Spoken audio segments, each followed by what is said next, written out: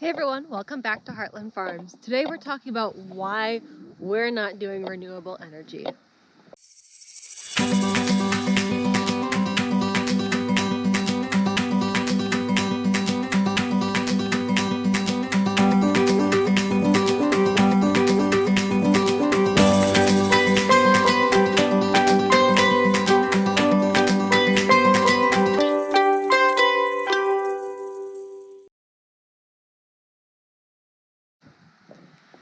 So yep, you heard that right. We are planning on not doing renewable energy.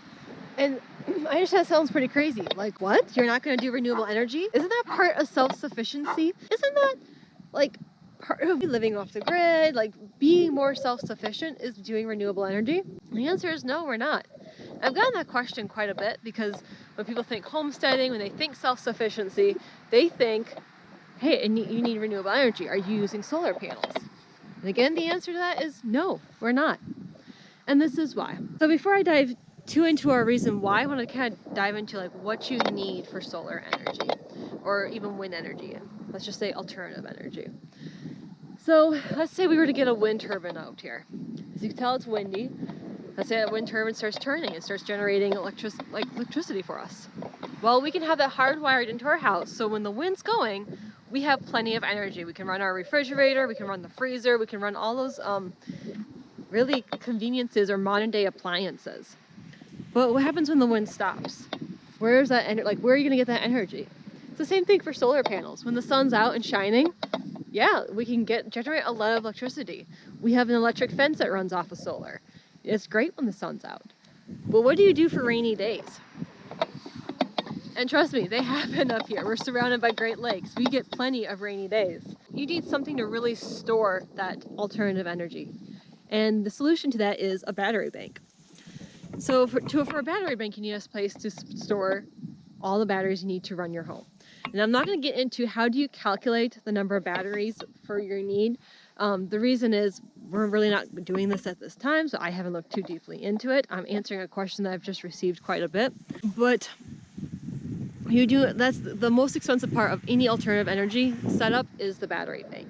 You need a dry place to store all the batteries, and you need to understand how many batteries you need to run your home. And that kind of ties into why we're not doing alternative energy at this time.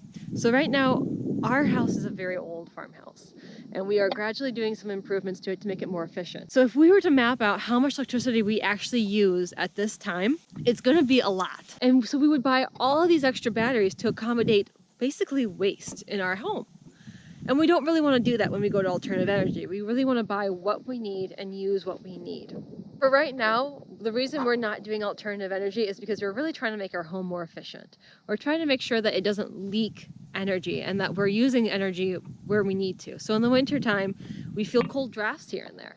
So we need to find a way to make it less drafty in the winter, so that way we use less wood.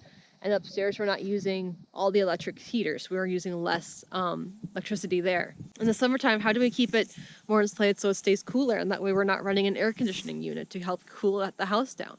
You know, how do we just need the refrigerator, or is there a better refrigerator that we should be getting that uses less electricity?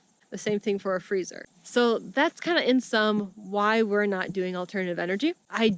Maybe one day when we look to building our own home, we'll do alternative energy. Because I don't know about you guys, but I'm really, really sick of paying electricity. One thing I wish we would have considered when we were looking for houses is a room for a battery bank. That's when we were looking at homes, we were just looking to get out in the country. We weren't really thinking of, okay, how would we go off grid? We should have been thinking more of that at that time. It was just a lack of forethought. We were thinking, hey, is this structurally sound? Is this something we can move into? We were expecting our first kid within a couple of months after moving. So that was kind of where our brain was, let's just move in, get settled, and have our first child. One thing I do recommend is if you're looking to move out to the country, kind of be more self-sufficient, as you look at homes, look at a place where you would put a battery grid if alternative energy is something that you want to do. Where would you put your battery room? Do you have space that you could add on a battery room, or do you have an actual room inside your house that you could use and put all your batteries in for alternative energy? So just something that I wish we would have thought more of and just didn't cross our minds. So yeah, that's it. I hope you join us. Right now it's beautiful outside. We have all these gorgeous fall colors going on. I've been posting shorts on YouTube right now, kind of showing the beauty that we're just surrounded by. It's just breathtaking. We did go apple picking, so soon I'll be posting my applesauce video. I hope that you stick around and join us for that. Please feel free to comment below on any alternative energy ideas, or if you have alternative energy and you're currently using it in your house. Love to see how your setup is and what you're doing. Till next time, y'all. Take care. Bye-bye.